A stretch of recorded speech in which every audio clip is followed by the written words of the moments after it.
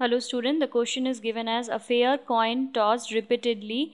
If the tail appears on first 4 tosses, then the probability of the head appearing on the 5th toss equals to 1 by 2, 1 by 10, 1 by 32, 1 by 5. Okay, this is our question. Now we have to get the solution for that. Now, as you all know, tossing of one coin does not depend upon the tossing of other coin. See, if we toss one coin, tossing of one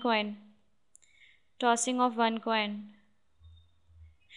okay, see, like example, for example, there are three coins. Okay, these are the three coins, okay. If I toss this coin, whether head will come or tail will come, it is independent of, if we toss this coin, these two are independent of each other while tossing, independent of getting head and tail, independent of getting head or tail while we toss.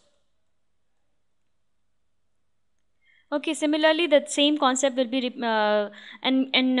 know that probability of getting ahead in first toss or one toss is nothing but 1 by 2, and probability of getting a tail in first toss is also 1 by 2, because it is 1 minus p. Okay, this is the q value, so it is nothing but 1 minus p, so it is same as 1 by 2.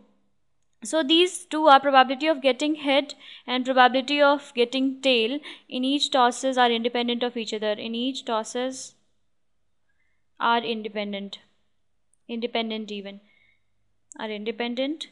of each other. Hence, if we toss the fifth coin also, then the probability of getting head also will be 1 by 2. So if we toss coin fifth time also, so the probability of getting head in the fifth toss will also be 1 by 2. Okay, so answer will be A. Thank you.